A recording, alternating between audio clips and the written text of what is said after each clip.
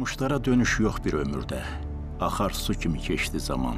Yaradanın lütfu olan, hər sarıdan bərəkətini əsirgəmədiyi bu torpaqların dostundan çox düşməni olub tarixin hər dönəmində.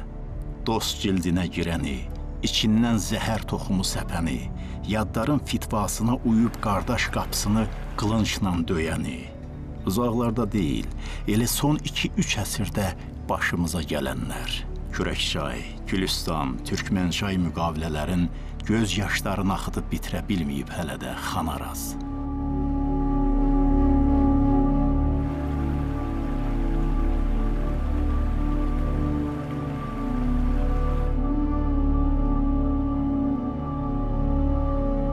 Deməli, sizin Nadir Şahla bağlı yazdığınız kitab əsasında sənədli film çəkilib və bu film YouTube'da, ümumiyyətlə YouTube kanalında indi bilirsiniz ki, YouTube daha çox populyardır. Çünki daha çox əlçatandır insanlar üçün və açıq deyək ki, elə sosial şəbəkələr üstələyib bugün bütün baxış demək üsullarına.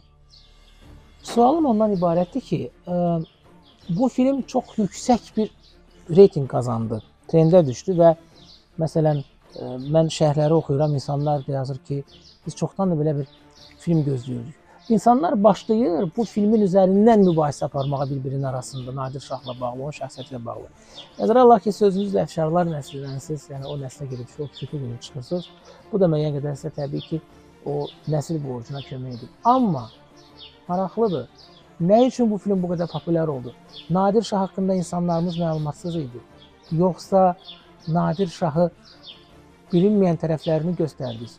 Yoxsa bütöv Azərbaycan ideyası bu var.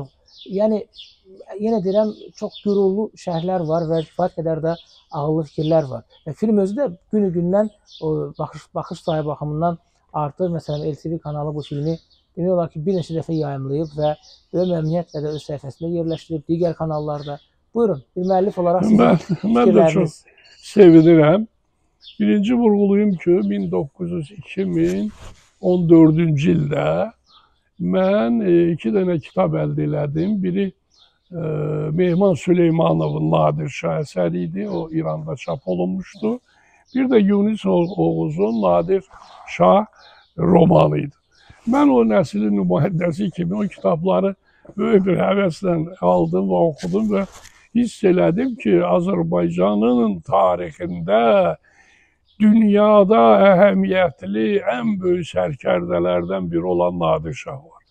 Təəssüflər olsun ki, Sovet devrində Azərbaycanın bütün tarixi şəxsiyyətləri aşağılanıb, bunları ümumiyyətlə tarixdən siliblər.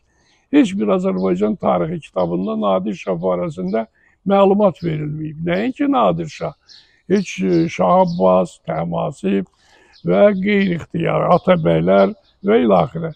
Mən o devirdə belə qərara gəldim ki, gəl bu Nadir Şah barəsində bir tarixi Azərbaycanda əsər yazım. Və onu qələmə aldım, getdim, Türkiyədə qaldım 1 il, İranda oldum, Vatikana getdim, Rusiya arxivlərindən bəzi məlumatları yığdım və əsər çap olundu. O da o devirdə çox geniş, necə deyərlər, rezonans verdi, çox belə Azərbaycan cəmaət oxucuları qəbul elədilər. Az bir müddətdən sonra həmin əsəri mən apardım. Türkiyədə, Türk dilində çap elətdirdim. 2015-ci ildə. Orada da bu daha böyük rezonans verdi. Və inanın ki, mən onun həm böyük şəhər bələdiyyəsində, Bəylikdüzü bələdiyyəsində, İstanbul Aydınlar Ocağında onun təqdimatını keçirdik. Və inanın o Türk xalqının öz tarixinə və biz bir millətik də bizim tariximizə çox böyük marağı var. Çox. Onlar da o kitabı bəlkə bir 10.000 nüsxədə bütün Türkiyəyə yayıldı. Və bu belə bir o devirdə mən təklif aldım ki, və buna bir sənətli film çəkək.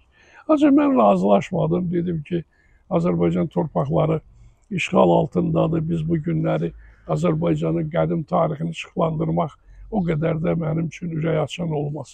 Ancaq Azərbaycan artıq öz torpaqlarımızı 2020-ci ildə xilas elədi, Zəfər bayramımız keçirildi və mən bu yaradıcı heyətə belə bir görüş keçirdik və bu filmi ərsəyə gəlməsini bir ideya rəhbəri kimi, layihə rəhbəri kimi irəli sürdüm. Görəsən neçənci baharını qarşılayıb, neçənci qışını yola salırıq vətənin.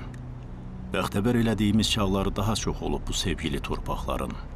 Ya məndən keçdi, dərdlərinə laqeydliyimiz, bütövlüyü, müstəqilliyi uğrunda mübarizə tarixində Tomris, Cavanşir, Babək, Şah İsmail Xətai, Nadir Şah Əfşar kimi dünya savaş sənətinə mühürünü vuran şöhrətli sərkərdələri olan bu torpaqların sərhədləri nədən bu qədər daralıb, nədən bu qədər azalıb? Harda səhv elədik Tomris ana? Nəyə qurban getdi torpaqlarımız Cavanşir Xaqan? Qolumuzun gücü, dizimizin təpəri mi azaldı döyüşkən Babək? Şah Xətayım, hələ də o acıların içində çarpışmalardasan. Qarşısına ala bilmədim döyüşlərin. İndi film necə alınıb, siz də o barədə danışdınız.